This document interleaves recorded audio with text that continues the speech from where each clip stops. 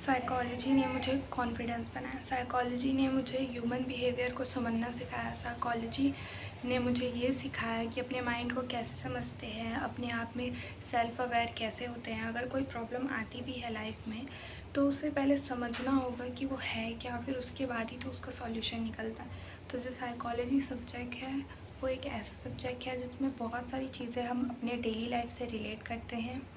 So hello everyone, my name is Varsha और मैं बताना चाहती हूँ कि psychology, why psychology is important. वो हर फील्ड में इम्पॉर्टेंट है। साइकोलॉजी हर फील्ड वाले जो स्टूडेंट्स हैं उनको सीखनी चाहिए।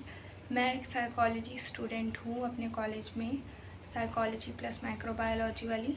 बट जो साइकोलॉजी सब्जेक्ट है वो ना एटलीस्ट हर एक फील्ड के, चाहे वो कॉमर्स के हो चाहे वो मैथ्स बैकग्राउंड के हो, सबको सीखना ज़रूरी है। बिकॉज साइकोलॉजी हम जब ह्यूमन माइंड, ह्यूमन बिहेवियर के बारे में समझते हैं, क्योंकि हम सब उस चीज़ से रिलेट कर रहे होते हैं, तो हम थोड़ी थोड़ी चीज़ें ऐसी होती हैं जो हम सेल्फ अवेयर हो जाते हैं खुद को लेके। हम समझते हैं कि हाँ ये ऐसा क्यों होता है। हम लोगों को समझना सीख रहे होते हैं, हम ये सीख रहे होते हैं कि सामने वाला ऐसा बिहेव क्यों कर रहा है, उसके जो आगे का, जो उसके जो पीछे का जो बिहाइंड द स्टोरी है वो क्या है। तो उससे हम और भी ज़्यादा सेल्फ अवेयर हो जाते हैं और हम बिना जज के सामने वाले को समझने की कोशिश करते हैं। तो हम बहुत सारी चीज़ें होती हैं ना हमारे स्टूडेंट्स में कि सिर्फ पढ़ाई पढ़ाई, और आने वाले जितने भी मेंटल प्रॉब्लम होती है, जो मेंटल हेल्थ से रिलेटेड जो प्रॉब्लम होती है, हम तो उसके ऊपर कभी ध्यान ही नहीं देते।